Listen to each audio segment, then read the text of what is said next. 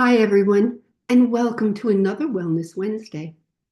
Brad and I were talking the other day about something that comes up quite a bit in our work with clients, and that's the difference between expectations and intentions. Yeah, it's such a subtle shift, but it can make a huge difference in how we experience life. We've talked about the mind-body connection and how our thoughts govern our emotions and how those emotions show up as chemistry in our body. Well, this topic fits right into that. It certainly does. You see, when you set expectations, you create a mental picture of exactly how something should go. My math test should be 100%. The party should be perfect.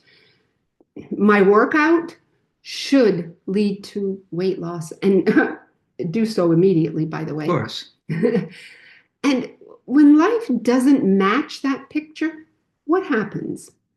Well, what happens is you feel deflated, you feel disappointed, even angry at times, Mhm. like something's gone wrong. And not just that didn't work out, but I didn't work out. Mhm. I'm not good enough. Mhm. The emotions show up fast and they affect how you feel physically as well. Fatigue, tension, and over the long haul, illness can follow. Mhm. Mhm. Yeah, it becomes a feedback loop. And what's really interesting is that those expectations often tie into old beliefs. Mm. Things like, I'm not smart, I'm lazy, or I'm always falling short. So now it's not just about your math test, it's about your identity. Exactly. Expectations tend to put you in a box. Mhm. Excuse me. It's like you're putting blinders on and saying, the only version of success that I'll accept is this one. So if the results doesn't match the mental picture that you've created, Mhm. you end your day in judgment rather than celebration. Mhm. Yeah, and that's where intentions can be so powerful. When you move from expectation to intention, you're shifting Mm. from control to co-creation. An intention might be, I intend to do my best on this test, or I intend to move my body in a way that feels good to me and supports my health. Yeah, so intention leaves space for growth, for learning, even joy. You know, you're still focused and you're still motivated, but you're less likely to be overwhelmed and you're not attaching your self-worth to a specific outcome.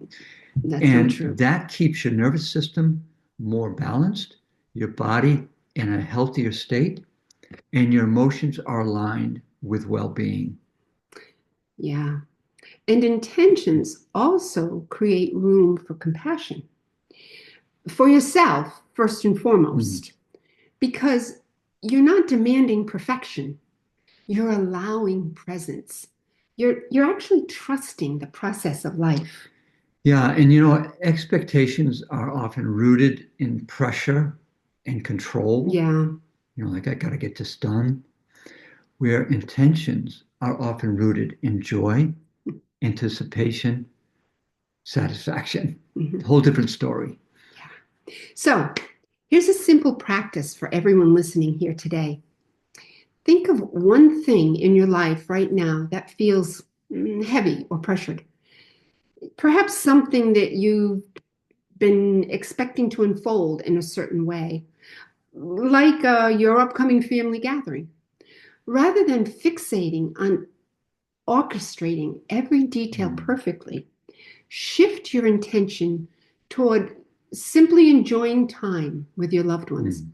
Let your focus be on connection rather than perfection. And notice how that shifts your energy, your body, and even your breathing. Yeah, Pamela, I can. share a personal story, a personal example. I used to, well, I should say I'm notorious for Yes. having a to-do list every day. And they're quite ambitious, for sure, like conquer the world by 3 p.m. ambitious. Now, when I used to approach my to-do list with expectation, as in, I must complete everything today or else I failed, I almost always end up feeling frustrated because, let's be honest, life happens. A client may need extra time. Someone shows up at the door unexpectedly. There's always something around the house that needs to be fixed. And suddenly, that expectation becomes a setup for disappointment and even failure. And at the end Mm, of the day, I feel like I've come up short, even mm, if I did a lot. mhm, But when I had shifted that to intention, it made a world of difference. Like, I intend to focus on what matters most and get done what I can with the time I have. Everything changed. mm, If I didn't finish what was on my list that day, I didn't get upset. I didn't beat myself up for what I mhm. didn't get done. I could appreciate what I did get done. Yeah, It yeah, was a world of difference. absolutely. I can attest to that. And, Yes, you can. and you know what else? You can acknowledge your ability to adapt to whatever life brings your way instead of fighting against. For And sure. that was a great example. Thanks for sharing that. You see, intention allows room for flexibility and even celebration.